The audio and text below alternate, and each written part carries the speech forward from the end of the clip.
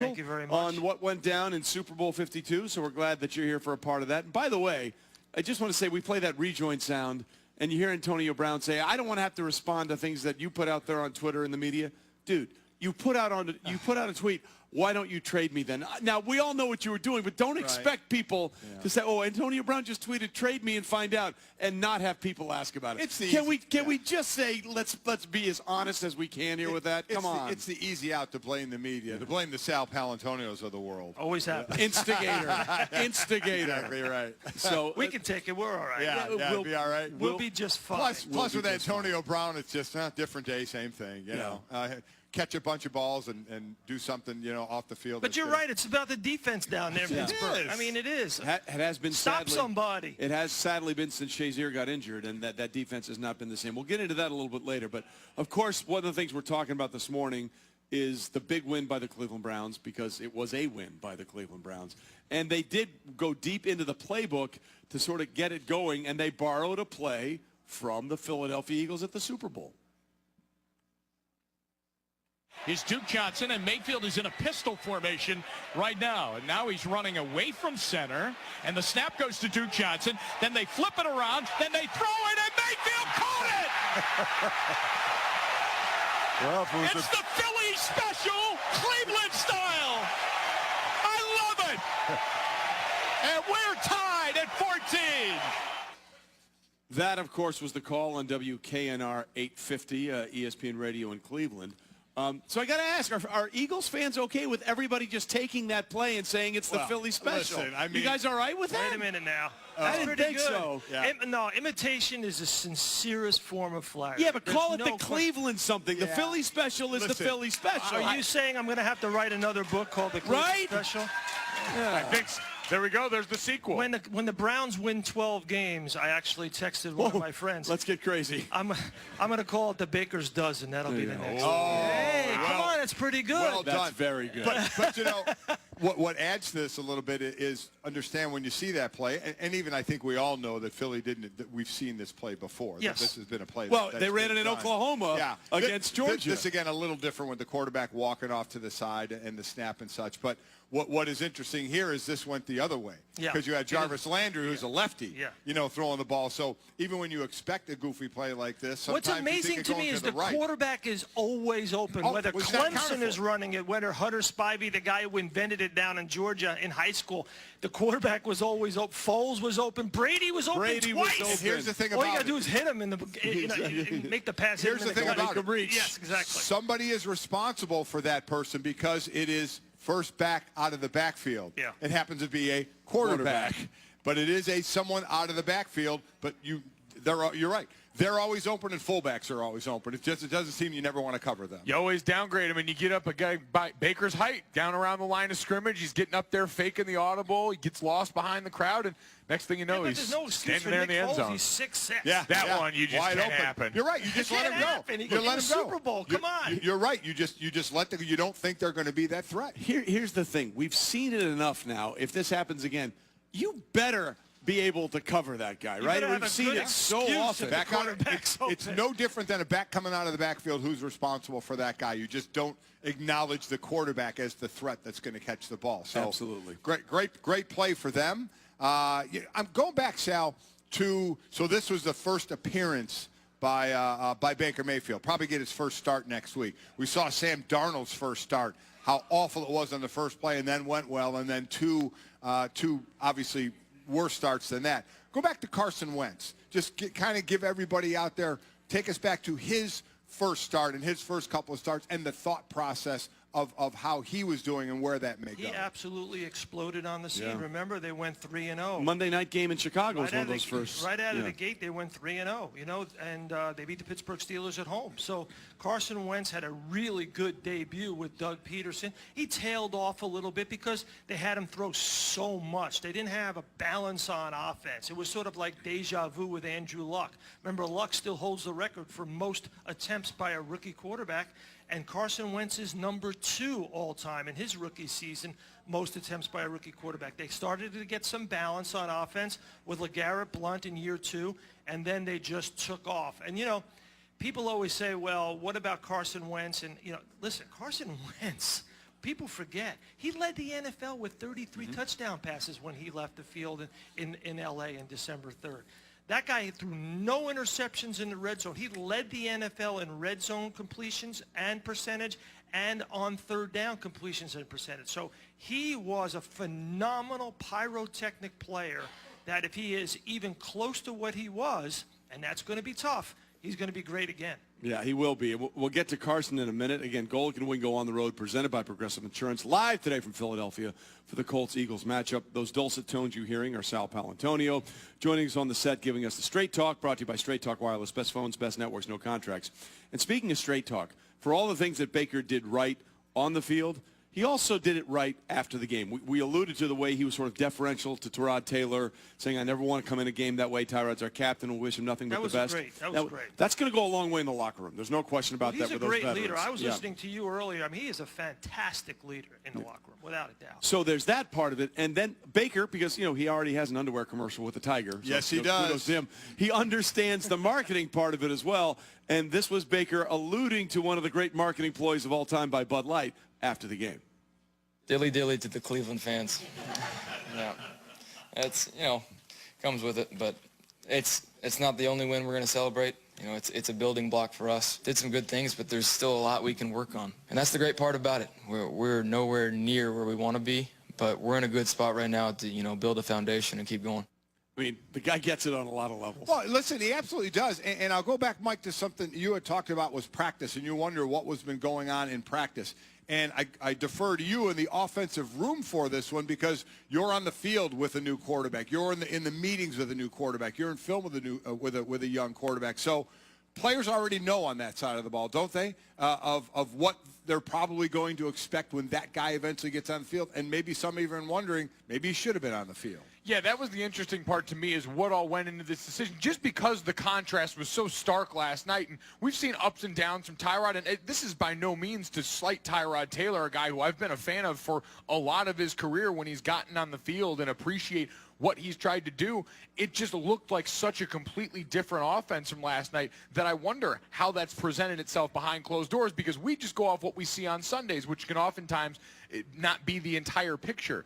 They've had a look at Baker Mayfield this entire offseason, preseason, in practice through the first 2 weeks of the season, and when he gets out on the field, everything about this team changed, and I just have to wonder how much of that was this particular moment or how much of that they had seen before, and it was just Hugh Jackson's aversion to playing a rookie quarterback again while he's there that kept Baker off the field when maybe he should have been on a lot earlier. Maybe he should. Look, we'll never know the answer to that. We can only find out what happens going forward, and Hugh being coy about who's going to play next week when they travel to the Raiders a week from Sunday. Again, I agree with you, Mike. I think one of the reasons he didn't do that after the game, being deferential to Tyrod and showing respect there. So that's the situation that will play itself out going forward in Cleveland. But as Sal Pal is with us here, the author of Philly Special and what happened with the Eagles in Super Bowl 52, all eyes will be here in Philadelphia on Carson Wentz. Look, it's still much less than a year, Sal, since he tore not one but two ligaments in that knee in that December game against the Rams. So as you look at it, what are realistic expectations for what you think we're going to see out of Carson Wentz? Because as much as he's a really good thrower, he has on more than one occasion used his legs to get away from rush and then find a way to throw. So that's a big part of his game. Right, he got hurt on December 10th. So we're 9 months and 10 days away from the surgery, which was on December 13th. So you're on the inside of a 9 to 12-month recovery process. So that's the most important thing to look at. Physically, is he going to be capable of doing what he did in the past? Can he move around? Can he get away from the rush? Can he protect himself?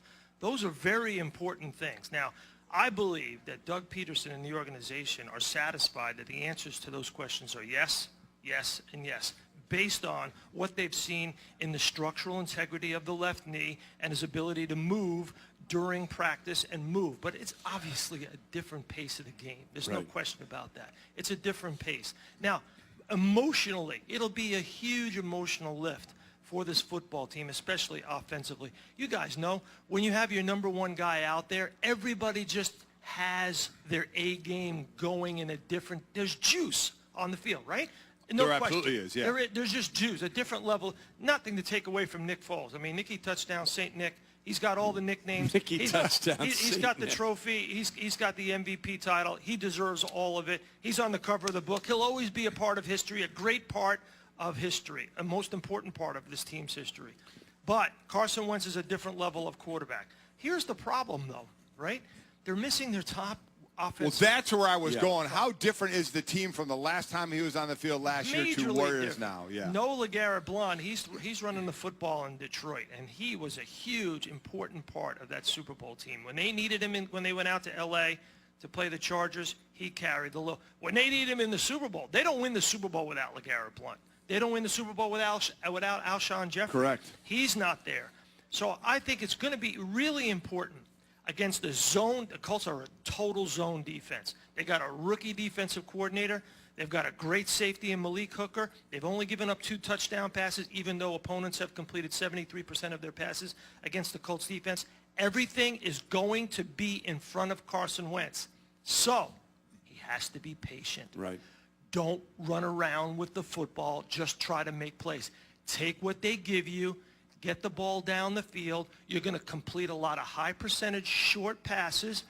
Don't be impatient with the football and start running around. And I think that's why you hear, Lane Johnson, Zach Ertz, Doug Peterson use the same term. You don't have to be Superman in this game. They don't want him to take on too much. Absolutely. Sal Paolantonio was with us, but we talked about this earlier this week. Clearly, his ability to do those Superman-type plays is a big part of his game, and it's given him a lot of success. And the hard part then, Sal, becomes understanding internally the things that you've used to your advantage many times in the past may be a disadvantage for you now. And that sometimes is a hard place for a lot of players to get to. It is, but I think he's probably learned a very painful lesson. 1. And 2, this game is perfectly set up for him to be patient. It's a zone defense where everything is going to be in front of you. Matt Eberflus, rookie defensive coordinator, safety Malik Hooker, who keeps everything in front of him.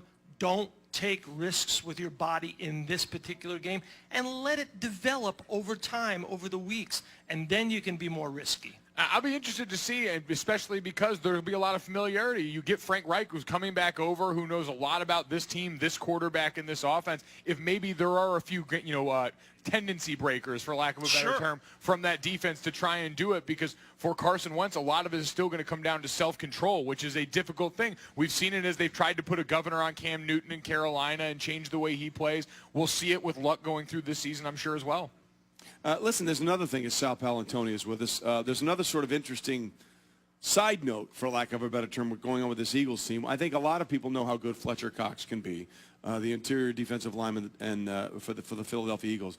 But he doesn't think that a lot of people are giving him enough respect.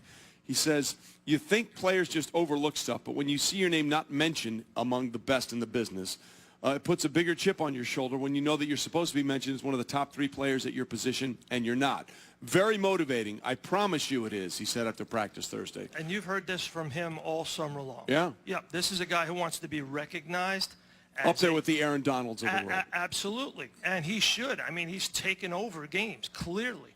And listen, go back to the strip sack of Tom Brady. They double Fletcher Cox and leave a guard single on Brandon Graham. And that's how Graham gets to Tom Brady. That decision by the center to double Cox and not Graham is all the difference in the world, and makes the play of the Super Bowl and probably of the entire Eagles history to strip sack Tom Brady. It was, in my view, the biggest play of the game.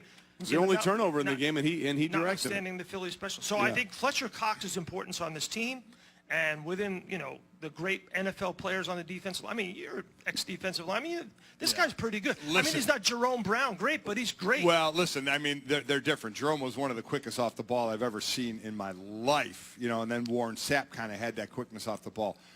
Cox is quick off the ball, but also he has that power Very strong as well to just be able to take you back and Jerome's was unbelievable leverage that he had as well. From an offensive lineman standpoint, you look at the differences of Fletcher Cox, Aaron Donald, and how they rush. I mean, you'd rather be in a phone booth with a guy than in space. Would you rather not? True? Yeah, you'd rather be. Aaron Donald operates pretty well in both of those spots, but just different players. You know, Fletcher Cox, probably more akin play-wise, style-wise to what we've seen from Geno Atkins. And we've seen as you've gotten guys on the interior that are more adept at being those flash players, at showing up in the backfield, at knifing back there, it's a lot easier to talk about that guy when it pops as opposed to all of these sort of unsung things that a guy like Fletcher Cox can generate. Yeah. Well, you know, that's actually really true when you got a guy that just plays it well. We always talk about playing on the other side of the line. When you see that, you are then kind of nationally recognized. Oh, he's always playing the other team's backfield. But Fletcher Cox is always where he needs to be and making big plays. Hey, listen, he got paid. He got his ring. He did. Now he's looking for recognition. Right. Bottom line. Hey, 2 out of 3 ain't bad, as Meatloaf once saying. But yeah, give me the ring and the money, and I'll deal with the recognition a little bit later. Thinking about my career, I went 0 for 3 on all of that. Wow. Yeah, but you know what? Yeah. I recognize you now. Yeah, whatever. There you go. Shut up, Trey. Thank you very much. Yeah. So give us, Sal, as you're with us here, give us what you think are realistic expectations for what to expect out of Carson Wentz when he steps onto the link Sunday against Andrew Luck and the Colts. Well, first of all, Lincoln Financial Field is going to explode with excitement. There's going to be a party in South Philly on Much in the same way it was when Baker stepped onto the field last night. And you know what? By the way, great for Cleveland Browns fans. Yeah. First of all, the team hasn't won in, 267 days, and they showed up. 635. Excuse me. Oh, Yeah. Who's counting? Yeah. And the fans showed up in a big way last night, and it's not a great sports town. Hats off to Cleveland Brown fans. Absolutely. So, I mean, if you're an Eagles fan, you're wearing your Wentz jersey on Sunday. Are you expecting what? A 250-yard game? Are you expecting him to go 17 to 27? How much will they focus the offense on him, and how much will they try and get the running game going?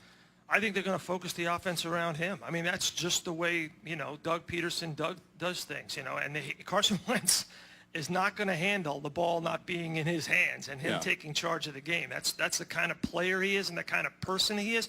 But as Mike said, got to have a governor. He's got to realize what his limitations are going to be in this game, and it's going to present itself defensively. I can't stress this enough.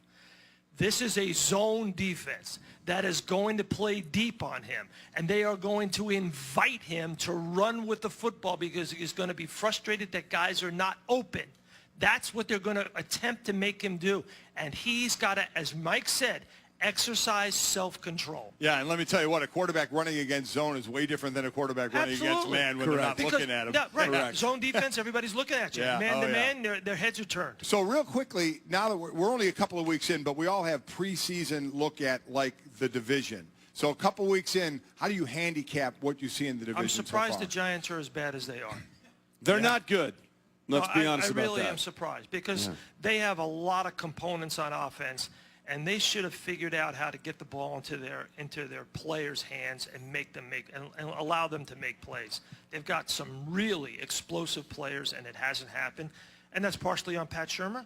That's partially on the offensive line coach. That's partially on Eli Manning. There's a lot of people that have owned that failure of 0-2, and they got to turn it around because you can't go 0-3 and recover. No. Very, very rare that you go 0-3 and recover in this division. Correct.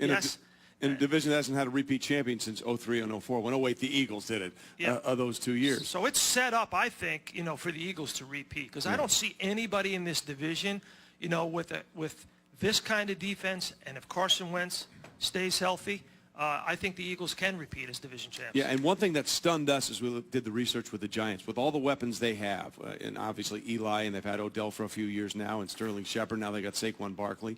They have not put up 30 points in a game in 34 games. 34 games. It's gone back in to this league. The way it's officiated now, it's crazy. To do. By the way, since the week Eagles 17 of 2015. have another rookie referee on Sunday. Yeah. Last week, they had a rookie referee in Tampa, and they got another one on Sunday. And you heard Mike Zimmer say one of the players on his team said the ref told him, we're told to throw these flags. Yeah. Said, you're doing what's right here. We're being told to throw the flag, so expect to continue to see those And the flags. Eagles had 8.5 penalties a Yep. game, which is 25th in the league. Not good. Yeah, well, listen, Something else to watch. something else to watch will be hopefully they'll listen to Mike Pereira and Dean Blandino. They used to run the NFL officiating and saying we don't like the way these flags are being called. Excuse me, but Yeah. where's my crab fries? You guys took the crab. I know. I We'll get came it. here for. Look, I love you guys and Yeah. I love the show, but I came here for a little crab fries in the We'll morning. get 'em for We you. will take care of that. Breakfast We of promise. champions. Sal, always good to see you. The great Sal Paolantonio with us here at Chickies and Pete's this morning. Philly special. Pick up your copy today about what happened in the amazing season in 2017. All right, coming up, we'll look ahead to some more Week 3.